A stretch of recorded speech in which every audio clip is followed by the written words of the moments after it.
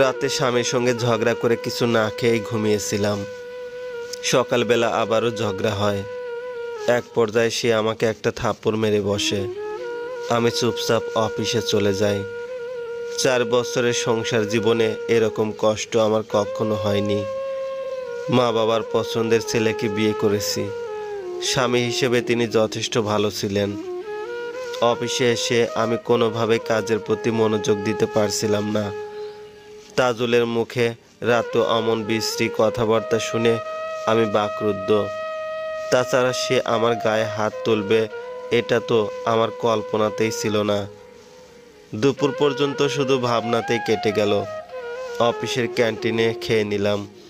বেশ কিছু অভিজ্ঞতা এই প্রথমবার হচ্ছে। স্বামীর হাতে প্রথম চর খাওয়া, রাগ করে খাওয়া বন্ধ করা, সকালে উঠে রান্না না করা, অফিসে খাবার না নিয়ে আসা। দুপুর 2:40 রিসিপশন ডেস্ক থেকে টেলিফোনে কল দিয়ে বলল, আপা, আপনার সঙ্গে এক ভদ্রলোক দেখা করতে এসেছে। রিসিপশনের বলা সেই ভদ্রলোক তাজুল ছাড়া আর কেউ নয়। তাজুল আমার অফিসে কোনোদিন আসেনি। তার এই অফিসে আসাটাও আজ প্রথমবারে ঘটনা ঘটার রেকর্ড হয়ে যাচ্ছে। তাজুল আমার রুমের মধ্যে এলো। তাকে দেখে অবাক না হয়ে পারলাম না। ঘেমে জবজবে শরীর, চেহারার মধ্যে মারাত্মক চিন্তার ছাপ স্পষ্ট। ঝগড়ার কারণে অনুতপ্ত হয়ে এরকম করার কথা নয়। তার মানে অন্য কিছু ঘটনা আছে। কিন্তু সেটা কি এমন হতে পারে যার কারণে এতটা চিন্তাগ্রস্ত মনে হচ্ছে? বললাম, কি হয়েছে, এভাবে ঘামছো কেন? আর তুমি এ সময় তোমার অফিসে না গিয়ে এখানে কি করো? একটা সর্বনাশ হয়ে গেছে মিতু। কি হয়েছে? রাতের আর সকালে সব কিছু ভুলে আমি তাজুলের দিকে স্বাভাবিকভাবে তাকিয়ে রইলাম। আমার হাত পা ঠান্ডা হয়ে গেছে। বিশ্বাস করো, আমার কোনো দোষ নেই। আমি কিছু করিনি। ভালো করে বলো কি হয়েছে। তুমি কি রাতের ঘটনা নিয়ে কথা বলতে এসেছো? যদি তাই হয় তাহলে এসব নিয়ে আমরা বাসায় গিয়ে কথা বলতে পারবো। না, রাতের বিষয় কিছু না। তাহলে কি হয়েছে ভালো করে বলো। আমি লাঞ্চ করতে বাসায় গেছিলাম। আমাদের বাসা থেকে মাত্র 10 মিনিটের মধ্যে হেঁটে হেঁটে তাজুলের অফিসে যায়। আমরা সেক্টরের বাইরে, তবে ওর অফিস সেক্টরের মধ্যে। বাসা থেকে বের হয়ে রেললাইন পার হলেই ওর অফিস। যখন আমি চাকরি করতাম না তখন নিজের অফিসের কাছেই বাসা নিয়েছিল তাজুল। বছরখানেক আগে আমি যখন চাকরি নিলাম তখন দেখা গেল আমার অফিস দূরে। কিন্তু সুবিধা হচ্ছে অফিসের গাড়ি আছে, তাই আমার যাতায়াতের অসুবিধা হবে না মোটেই। সুতরাং বাসা আর পরিবর্তন করা হয়নি।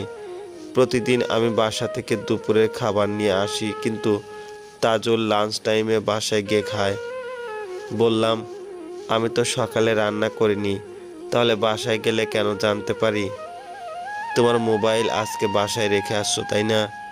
হ্যাঁ, কিন্তু কি হয়েছে সেটা না বলে কেনই করছো?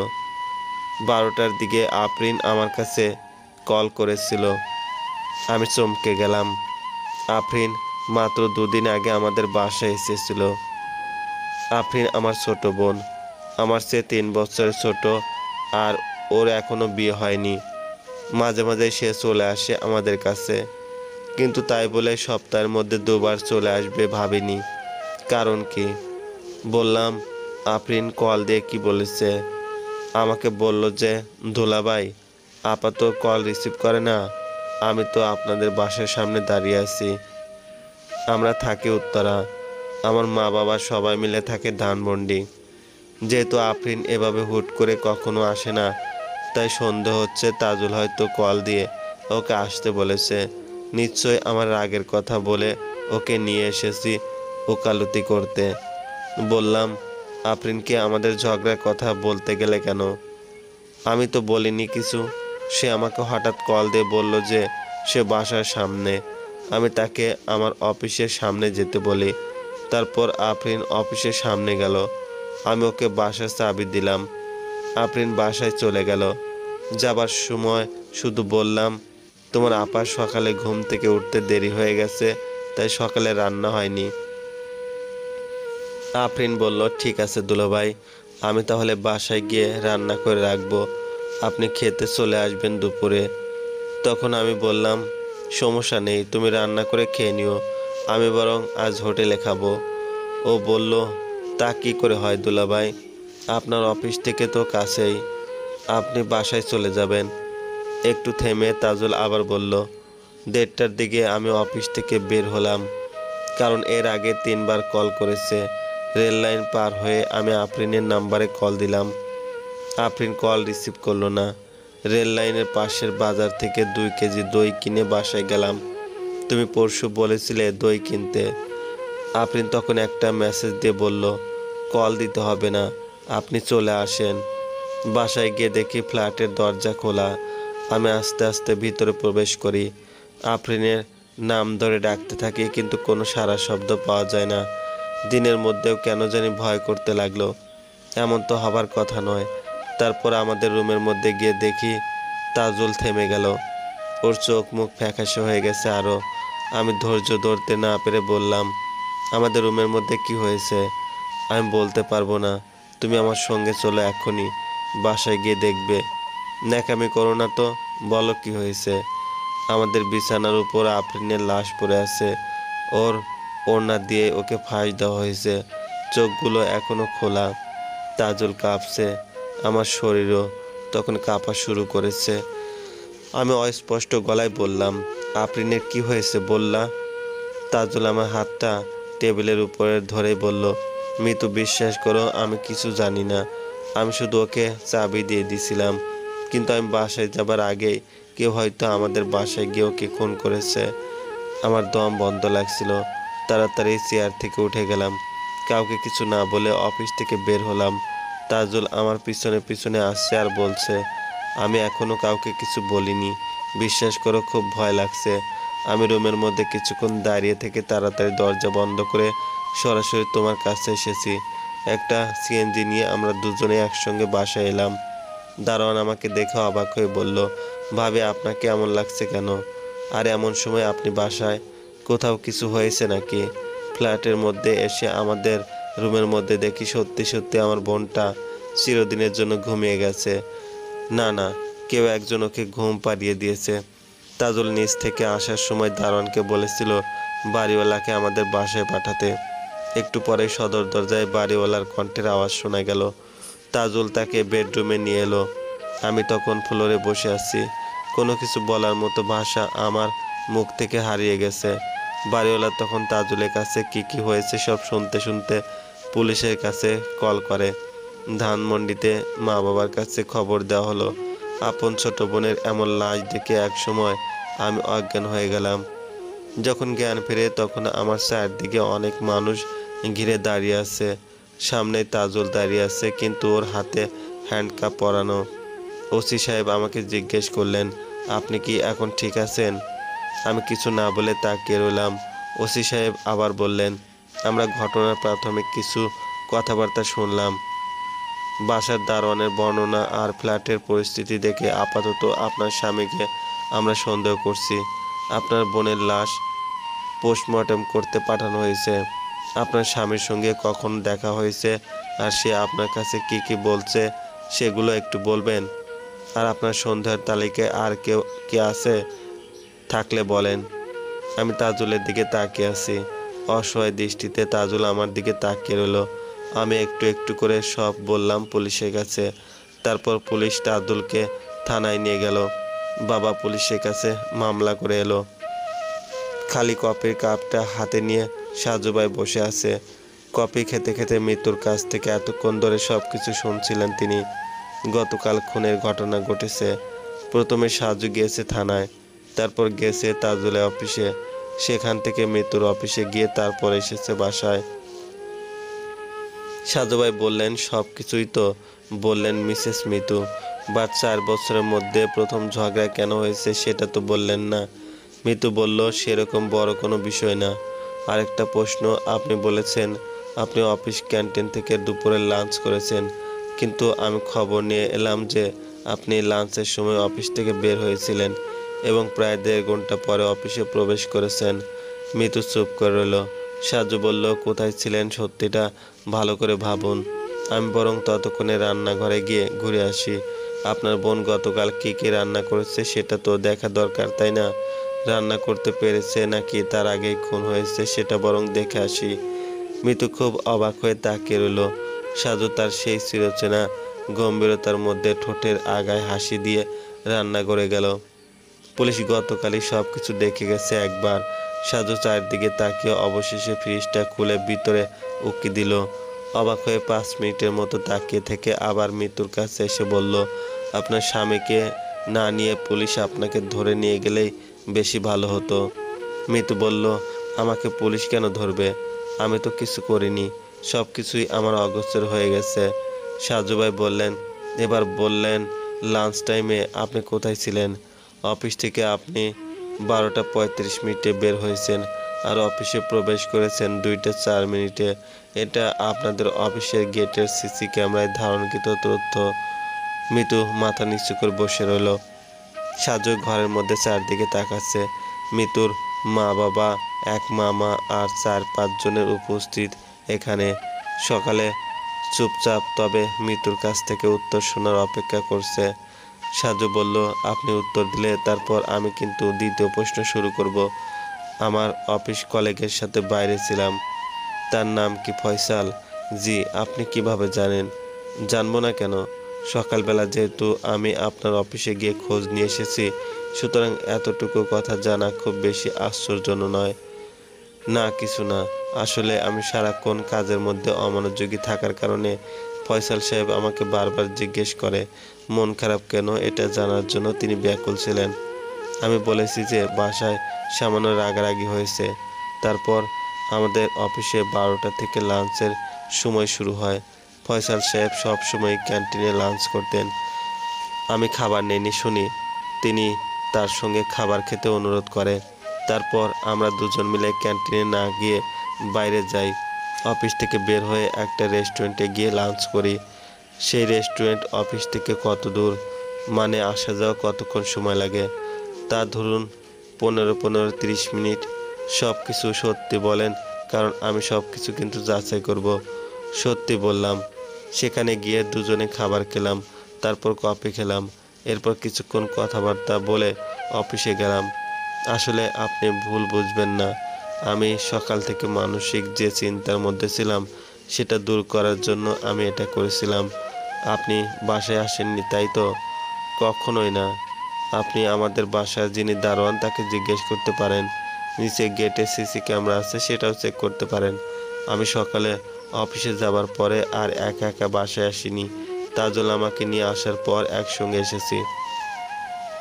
সাজু আর কিছু বলল না। ঝগড়ার বিষয় নিয়ে সে সরাসরি তাজুলের সঙ্গে কথা বলতে চায়। সাজু মিতুর মা বাবার কাছে গিয়ে দাঁড়িয়ে বলল। মিতুর বাবা সাজুর চোখে চোখ রেখে বলল, আমার এত সুন্দর মেয়েটাকে কেন এভাবে মেরে ফেললো বাবা? আঙ্কেল, আমি একটু আপনাদের দুজনের সঙ্গে আলাদা কথা বলতে চাই। আপনারা কি দুজন মিলে পাশের রুমে আসবেন? ঠিক আছে বাবা। এই রুমটায় শুধু একটা খাট আছে। আফরিন বা যে কোনো আত্মীয় স্বজনরা বেড়াতে এলে সম্ভবত এই রুমে থাকতেন। সাজুভাই বললেন, আঙ্কেল, আপনার মেয়ের উপর থেকে আমার সন্দেহ দূর হচ্ছে না। মিতু, আফরিন এই দুই বোনের সঙ্গে সম্পর্ক কেমন ছিল? খুব ভালো সম্পর্ক ছিল। ওদের তো কখনো তেমন ঝগড়া হতো না। বরং বাসায় আমি যখন পড়াশোনার কিছু বলতাম তখন আফরিন বলতো যে আপুর কাছে চলে যাব, তোমরা একটু শান্তিতে থাকতে দাও না। মিতুর মা তখন ফুপিয়ে কেঁদে পড়ল। এবার ওকে চিরদিনের মতো শান্তিতে থাকতে দিল। সাজু বলল, আপনার তো শুধু দুটো মেয়ে, এদের নামে কোনো আলাদা অ্যাকাউন্ট আছে? হ্যাঁ আছে। গ্রামের বাড়িতে বাজারের মধ্যে অনেক বড় একটা জমি ছিল আমাদের। জমিটা বিক্রি করতে হয়েছিল। জমি বিক্রির পুরো টাকা আমি আমার দুই মেয়ের অ্যাকাউন্টে সমানভাবে ভাগ করে দেই। পরিমাণ কত? 30 লাখ টাকা। মৃত্যুর 15 লাখ এবং ছোট মেয়ে আফরিনের 15 লাখ। তবে মৃত্যুর টাকা নেই। কোনো এক এনজিও না কিসে যেন সবগুলো টাকা সে জমা করেছিল বেশি লাভের আশায়। আমি অবশ্য জানতাম না। সেই এনজিও দেশ থেকে চলে গেছে। মৃত্যুর সম্পূর্ণ টাকাটা শেষ হয়ে গেছে। তাদের দুজনের অ্যাকাউন্টে নমিনি কে কে ছিল? মানে যদি কেউ মারা যায় তাহলে তার সেই টাকা কে তুলবে? মিতুর নমিনি আফরিন আর আফরিনের নমিনি মিতু ছিল। যেহেতু এরা দুই বোন, তাই কেউ যদি মারা যায় তাহলে তার টাকা যেন অপর বোন পায়, সেজন্য এই ব্যবস্থা করেছিলাম। আপনার কি মনে হয় সেই টাকার জন্য মিতু আফরিনকে হত্যা করেছে আর নিজের কাঁধে দোষ যেন না পড়ে সেজন্য স্বামীর উপর দোষ দিয়ে পার পেয়ে যাচ্ছে? এসব তুমি কি বলছো বাবা? আঙ্কেল, ওসি সাহেব আমাকে বলেছিলেন যে আপনার বড় মেয়ের জামাই সম্ভবত ছোট মেয়ের সঙ্গে পরকীয়ার সম্পর্ক ছিল। হয়তো এসব নিয়ে কিছু একটা হয়েছে, তাই তাজুল সাহেব আফরিনকে খুন করেছে। এটা হতে পারে না, আফরিন এরকম মেয়ে নয়।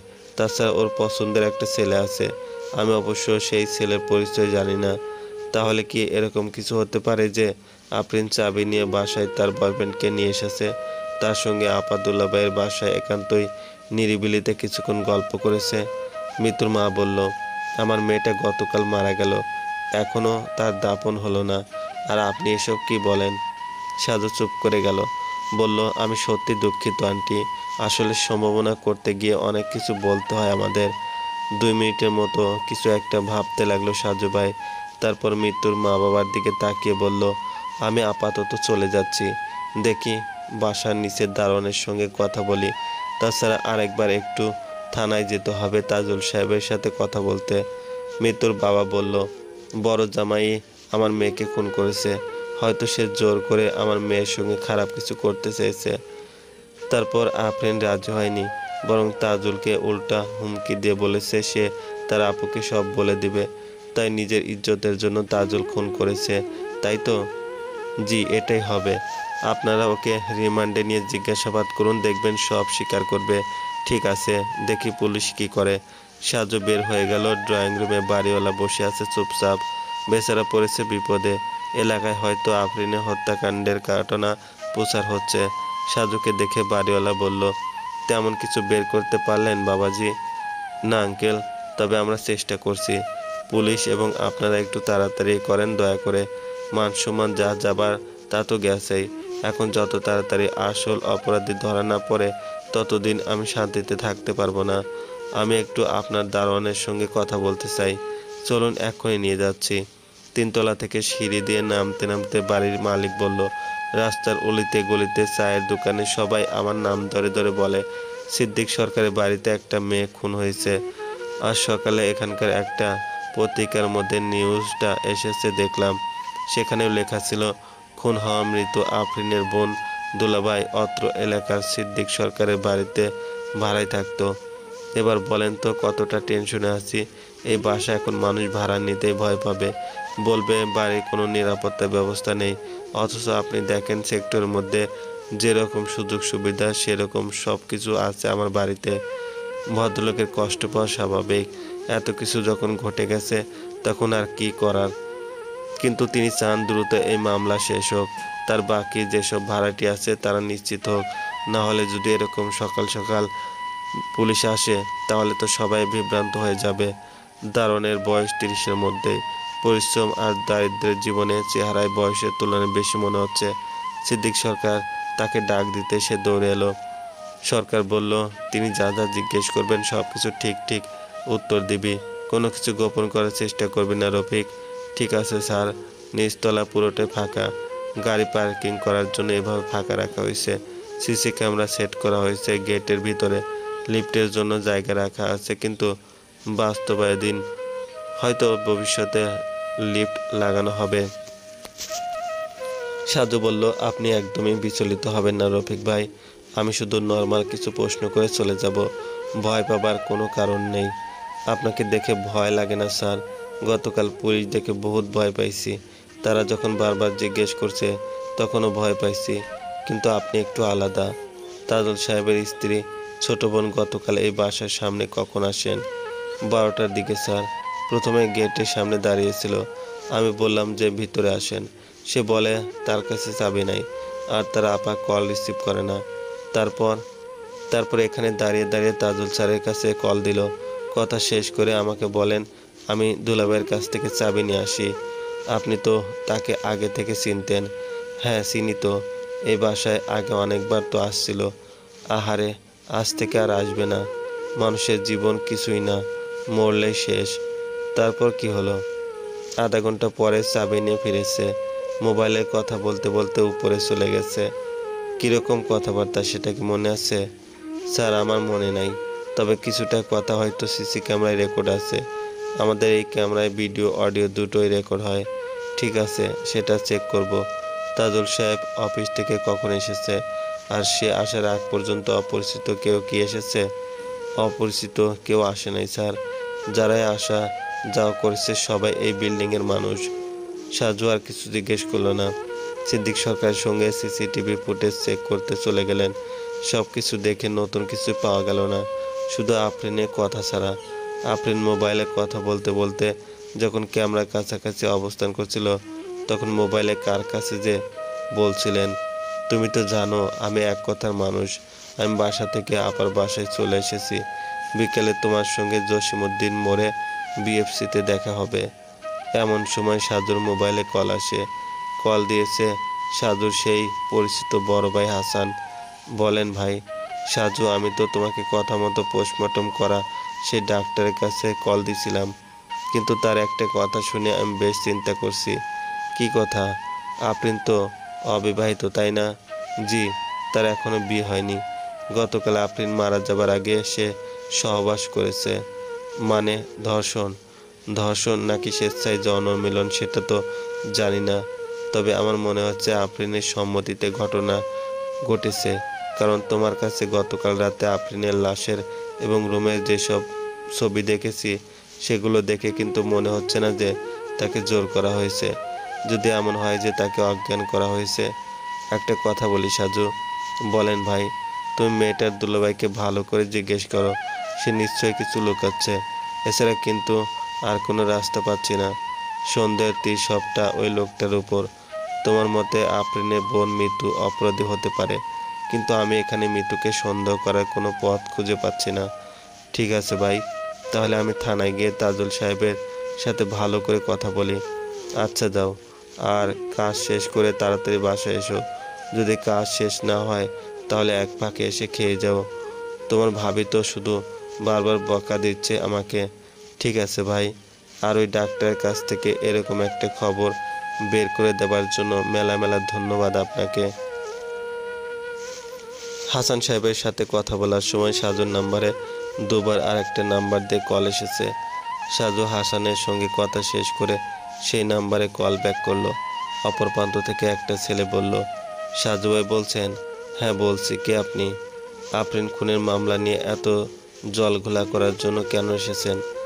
পুলিশ তার দুলাভাইকে গ্রেপ্তার করেছে। সকল তদন্ত পুলিশের উপর ছেড়ে দিন না। শুধু শুধু নিজের বিপদ জমের কাছ থেকে ডেকে আনবেন না। আপনার পরিচয়? পুলিশ যাকে ধরে নিয়ে গেছে তাকে নিয়েই তাদের খেলা খেলতে দিন। আপনাকে সামান্য সমাধান করে দিলাম। সাজু বলল, আপনার কণ্ঠটা পরিচিত মনে হচ্ছে। আচ্ছা, আপনি কি মিতুর কলিগ ফয়সাল সাহেব, যার সঙ্গে সকালবেলা মিতুর অফিসে গিয়ে কথা হয়েছিল? আপনি কি মিতুর কলিগ ফয়সাল সাহেব? ফয়সালকে? আমি তো কোনো ফয়সালকে চিনি না গোয়েন্দা সাহেব, কিন্তু আপনাকে আমি খুব ভালো করে চিনি। চিনতাম না, তবে চিনে নিয়েছি, তাই ভালো করে বলছি যে পুলিশের কাজ পুলিশকে করতে দেন। আপনি উত্তরা থেকে চলে যান। গাড়ি ভাড়া কি আপনি দিবেন? কিসের গাড়ি ভাড়া? এই যে আমাকে উত্তরা থেকে চলে যাবার জন্য পরামর্শ বা হুকুম দিচ্ছেন, তো উত্তরা থেকে তো হেঁটে হেঁটে যেতে পারবো না। সাজুর এমন রসিকতার কারণে অপর প্রান্তের কথা বলার কণ্ঠ পরিবর্তন হয়ে গেল। মানে মোবাইল অন্য কেউ টেনে নিয়ে বলছে, ওই গোয়েন্দার বাচ্চা, তোর অনুসন্ধান আমি তোর মুখ দিয়ে পিছন থেকে বের করে দেব। বেশি পাকনামি না করে যা বলছি তাই কর। ঠিক আছে ভাই, চলে যাব। এই তো বুদ্ধিমানের কথা। আমি চলে যাব ঠিকই, কিন্তু সেটা আপনার সঙ্গে সামনাসামনি কথা বলার পরে। মানে মানে আমি আফরিনকে যারা হত্যা করেছে তাদের যেভাবে হোক খুঁজে বের করব। আর আমার বিশ্বাস সেই দলের মধ্যে আপনিও খুব ভালোভাবে জড়িত আছেন।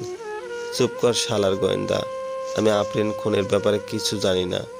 তাহলে আপনার মাথা ব্যথার কারণটা জানতে পারি মাস্টার মশাই?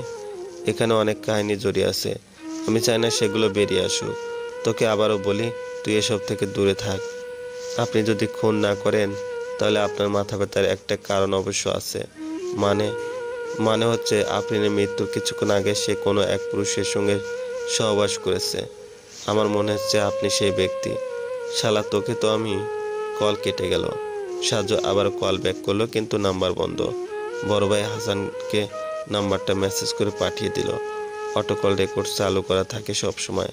সাজু ভাই বাড়িওয়ালার কাছে গিয়ে বলল, বিএফসিটা কোন দিকে? সিদ্দিক সরকার বললেন, সেক্টর পার হয়ে ঢাকা গাজীপুর হাইওয়ে জসিমউদ্দিন মোড়ের কাছে। আফরিন ওখানে কার সঙ্গে দেখা করতে যেতে চেয়েছিল? কে হতে পারে? কথার ধরনে তো আপনজন কেউ মনে হচ্ছে। যেমন কি বয়ফ্রেন্ড হতে পারে। আজকাল ছেলেমেয়েরা প্রেমের সম্পর্কে একটু বেশি জড়ায়। আপনারা জড়াননি কখনো? জি মানে? বাদ দেন, ঠাট্টা করলাম। তদন্ত করতে এসে যে সারাক্ষণ শুধু মুখ গম্ভীর করে থাকবো তেমনটা তো নয়, তাই না? তা ঠিক আছে, কিন্তু আপনি কার সঙ্গে কথা বললেন? কে আপনাকে উত্তরা থেকে চলে যেতে হুকুম দিচ্ছে? সেটাই খুঁজে বের করতে হবে সরকার কাকা। এখন কি তাজুলের কাছে থানায় যাবেন? ওকে জিজ্ঞাসা করবেন নাকি? ভেবেছিলাম তো তাই করব, কিন্তু দ্বিতীয় কল এসে একটু ভাবনায় ফেলে দিয়েছে। আপাতত মৃত্যুর অফিসে যেতে হবে আরেকবার, তারপর সেখান থেকে থানায় যাব। ঠিক আছে, আপনার তদন্তের কাজে আমাকে যখনই দরকার হবে জানাবেন। আপনাকে সর্বোচ্চ সাহায্য করার জন্য চেষ্টা করব। আপনি আমার নাম্বারটা রাখুন। মেলা ধন্যবাদ আপনাকে। আজকে আর হয়তো আর আসবো না। আগামীকাল সকালে আবার আসতে পারি। আপনার বাসার প্রতিটি ফ্ল্যাটে কিছু কথাবার্তা বলতে হবে। কেন কেন বাচ্চাদের মতো কথা বলেন কেন? কিন্তু তিনতলার খুনের জন্য সম্পূর্ণ বাড়ির ভাড়াটিয়াদের জিজ্ঞাসাবাদ করলে কেমন দেখা যায় না বলেন? তাদের কি দোষ? আঙ্কেল, একটা বিষয় ভাবুন। আপনার সামনেই সিসি ক্যামেরার ভিডিও চেক করলাম, সেখানে অপরিচিত কারো আগমন ঘটেনি। তার মানে তো খুনি আপনার বিল্ডিংয়ের মধ্যেই ছিল, তাই না? কি বলছেন এসব? সাজু দারোয়ানের দিকে তাকিয়ে বলল, রফিক ভাই, আপনি একটা কাজ করবেন। বাসায় কে কখন বের হয় আর প্রবেশ করে সেগুলো নজর রাখবেন। কারো আচরণে সন্দেহ হলে আমাকে জানাবেন। কেউ যদি বাসা থেকে গ্রামের বাড়িতে বা ঢাকা ছেড়ে কোথাও যায় সেটাও কিন্তু জানাবেন। সাধু স্যার, গতকাল রাতে তো একজন গ্রামের বাড়িতে যাবে বলে চলে গেছেন। কে সে? তামান্না ম্যাডাম। সে কোথায় থাকতো? তিনতলায় তাজুল স্যারের পাশের ফ্ল্যাটে থাকতো 3A। সেখানে কে কে থাকতো? ওনারা 2 বান্ধবী। কতদিন ধরে ভাড়া আছে তারা? 3 মাসের মতো হবে। তারা কি পড়াশোনা করে নাকি কোথাও চাকরি করতো? সিদ্দিক সরকার বলল, দুজনে চাকরি করতো বনানীতে। আমার এক বন্ধুর পরিচিত, তাই এদের থাকতে দিয়েছিলাম। তামান্না যদি গ্রামের বাড়িতে গিয়ে থাকে তাহলে তার বান্ধবী নিশ্চয়ই বাসায় আছে। না, নেই। সে অফিসের কাজে সিলেটে গেছে। আজকে সন্ধ্যাবেলা আসার কথা। তামান্না ম্যাম গতকাল বলে গেছে বলেন দারোয়ান। ঠিক আছে, আপনি আমার নাম্বারটা রাখুন। আমি মৃত্যুর অফিস থেকে বের হয়ে থানায় গিয়ে সব কাজ শেষ করে রাতে আবার আসবো। আচ্ছা ঠিক আছে। যেহেতু তামান্নার বান্ধবী বাসায় ছিল না, গতকাল দুপুরে ঘটনার সময় কি তামান্না বাসায় ছিল? হ্যাঁ, বাসায় ছিল। বাড়ির মালিক সিদ্দিক সরকারের দিকে তাকিয়ে সাজু বলল, আপনার কাছে নিশ্চয়ই তামান্না মেয়েটার নাম্বার আছে? তা তো আছেই, বললেন সিদ্দিক সরকার। নাম্বারটা আমাকে দিন। নিতান্ত অনিচ্ছায় নাম্বারটা দিলেন তিনি। সাজু সেই নাম্বারে কল দিল পরপর 2বার, কিন্তু কেউ রিসিভ করলো না। সাজু আর কিছু বলল না, আদনানকে সঙ্গে নিয়ে বের হয়ে গেল। আদনান বাইক চালাচ্ছে, সাজু বিড়বিড় করে মুখ নাড়ছে। আফরিনের মোবাইল গতকাল পাওয়া যায়নি। খুনি তার মোবাইল সঙ্গে করে নিয়ে গেছে। কথা হচ্ছে, তাজুলকে যদি কল রিসিভ না করে মেসেজ করা হয় তাহলে সেটা কে করেছে আর কখন করেছে সেটাও দেখা দরকার। তাজুলের মোবাইল থানায় পুলিশের কাছে জমা আছে। সেখানে মেসেজ টাইম চেক করলে হয়তো জানা যাবে। কিন্তু কে তামান্না? মৃত্যুর অফিস উত্তরার 13 নম্বর সেক্টরে। অফিসে গিয়ে সাজু সরাসরি ফয়সাল সাহেবের সাথে কথা বলতে গেলেন। ফয়সাল সাহেব সাজুকে দেখে একটু খুশি হননি, সেটা তার চেহারার দিকে তাকিয়ে স্পষ্ট বোঝা যাচ্ছে। সাজু বলল, কাজের কি খুব চাপ নাকি? ফয়সাল সাহেব মুখের অন্ধকার বজায় রেখে বললেন, কোম্পানির চাকরিতে সারা জীবনে চাপ বেশি থাকে, এটা নতুন কিছু নয়। তবু আজ একটু বেশি হবার কথা। যেহেতু মৃত্যু ম্যাডাম নেই, তাই দুজনের কাজ একার পক্ষে শেষ করতে হচ্ছে। তা ঠিক বলেছেন। যা হোক, আপনি আমার কাছে কেন এসেছেন? মৃত্যুর ছোট বোন হত্যার বিষয়ে কিছু জিজ্ঞেস করতে এসেছি। সকালবেলা তো একগাদা প্রশ্ন করে গেলেন। খুন হয়েছে বাসায়, সেখানে তদন্ত করেন। অফিসে তো খুন হয়নি যে বারবার অফিসে আসবেন। দিনের মধ্যে 14 বার অফিসে এলে কেমন দেখা যায় বলেন তো? আপনি কি বিরক্ত হচ্ছেন, নাকি কোনো কিছু গোপন করার জন্য আমাকে এড়িয়ে যেতে চাইছেন? বিরক্ত হচ্ছে, এটা ঠিক কথা, কিন্তু এই হত্যার বিষয়ে আমি তেমন কিছু জানি না যে লুকানোর চেষ্টা করব। আপনি কি সকাল থেকে অফিসের মধ্যেই ছিলেন, নাকি বাইরে গেছিলেন? লাঞ্চ করতে গেছিলাম। কখন গিয়েছেন আর কখন ফিরেছেন? আপনারা আসার কিছুক্ষণ আগে এসেছি। সাজু নিজের ঘড়ির দিকে তাকিয়ে রইল। তারপর ফয়সাল সাহেবকে বললেন, কয়টা বাজে দেখুন তো। ফয়সাল সাহেব টেবিলের উপর রাখা তার নিজের মোবাইল দেখে বললেন, 3:25। তাহলে তো আমার আর আপনার ঘড়ির টাইম ঠিকই আছে। তো কি হয়েছে? গতকাল ম্যাডাম মিতুর সঙ্গে 12:30টার দিকে লাঞ্চ করতে গেলেন আর 2টার দিকে ফিরলেন, কিন্তু আজ 3টা পর্যন্ত বাইরে কি করছেন? যেহেতু আপনার অফিসে কাজের চাপ বেশি, তাই এতক্ষণ তো বাইরে থাকার কথা নয়। সকাল থেকে শরীরটা ভালো ছিল না, তাই ঠিক সময়ে লাঞ্চ করিনি। তাছাড়া কিছু কাজ ছিল, সেগুলো শেষ করে 2টোর দিকে বের হয়েছি। আর বাইরে গিয়ে আমার কাছে কল দিয়ে এই উত্তরা থেকে চলে যেতে হুকুম করেছেন, তাই তো ফয়সাল সাহেব? আশ্চর্য, আমি কেন আপনাকে উত্তরা থেকে চলে যেতে বলবো? উত্তরা কি আমার বাবার সম্পত্তি? দেখুন ফয়সাল সাহেব, আমি একটা বিষয় কিন্তু বুঝতে পারছি না, আপনি শুধু শুধু রাগ কেন করছেন? আপনার তো সকাল থেকে শরীর অসুস্থ, তার উপর আবার রাগ করেন কেন? আপনি কি আমার সঙ্গে ফাজলামো করেন? ছি, তা কেন করব? এসির মধ্যে বসেও আপনার কপাল নাক ঘেমে জবজবে হয়ে গেছে। মনে হচ্ছে আপনার শরীর সত্যিই ভালো নেই। একটা কথা বলি আপনাকে। অবশ্যই বলুন। মিতু ম্যাডামের বোন যখন খুন হয়েছে তখন কিন্তু আমি অফিসেই ছিলাম। সুতরাং আমার কাছে এসে বারবার নিজের সময় নষ্ট করবেন না প্লিজ, কারণ আমি কিছু জানি না। সাজুর পকেটে মোবাইল কাঁপছে। মোবাইল বের করে দেখলো বাড়িওয়ালার কাছ থেকে আনা তামান্না সেই নাম্বারে দিয়ে কল এসেছে। সাজু সঙ্গে সঙ্গে রিসিভ করলো। মেয়েটা বলল, আসসালামু আলাইকুম। ওয়ালাইকুম আসসালাম। আমি কি তামান্নার সঙ্গে কথা বলছি? হ্যাঁ, আমি তামান্না বলছি, কিন্তু আমাকে আপনি চিনবেন না। ঢাকায় আপনি যে বাসায় থাকেন, সেই বাসার আপনার পাশের ফ্ল্যাটে গতকাল একটা মেয়ে খুন হয়েছে। আশা, এই ঘটনা আপনার অজানা নয়। হ্যাঁ জানি আমি। আফরিন ও মিতু আপুর সঙ্গে আমার পরিচয় ছিল। আমি প্রায়ই তাদের বাসায় যাওয়া আসা করতাম। গতকাল আফরিন খুন হয়েছে 12:30 থেকে 2টার মধ্যে। আর দারোয়ান রফিকের কাছে শুনলাম আপনি তখন বাসায় ছিলেন। হ্যাঁ বাসায় ছিলাম, কারণ রাতে আমার গ্রামের বাড়িতে রওনা দেবার কথা ছিল। তাছাড়া আমি ছুটি নিয়েছিলাম আগের দিনই। তাহলে গতকাল আফরিন বাসায় গিয়ে আপনার সঙ্গে কি দেখা হয়েছে তার? না, হয়নি।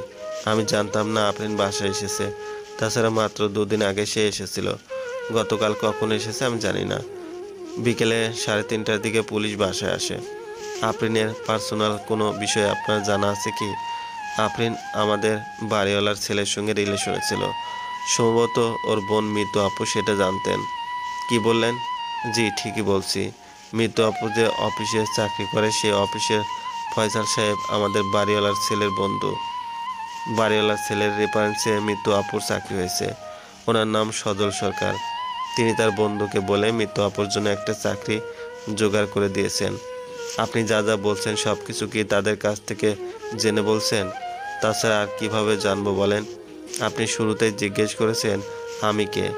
আমি কিন্তু আমার পরিচয় দেই নাই, তবুও কেন সব কিছু বলে দিলেন? আপনি সাজু ভাই, তাই না? হ্যাঁ। তার মানে আপনি জানতেন? জি। আপনি যখন কল করেছেন তখন আমি মোবাইলের কাছে ছিলাম না। আপনি কল করার মিনিট 5 পরে বাড়িওয়ালা আঙ্কেলও কল করেছিলেন। কি বললেন তিনি? তার কলও রিসিভ করতে পারিনি।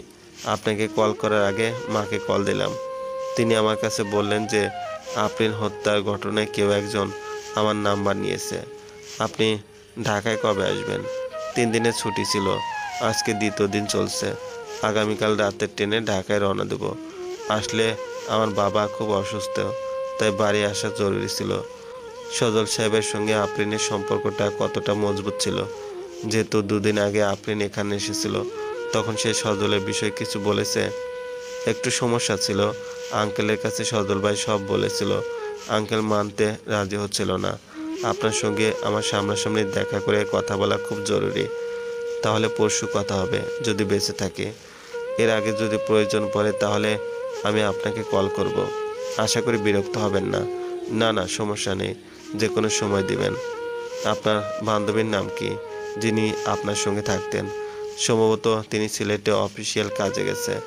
ওর নাম শাহানা। ও অলরেডি রওনা দিয়েছে। আমার সঙ্গে কথা হয়েছে।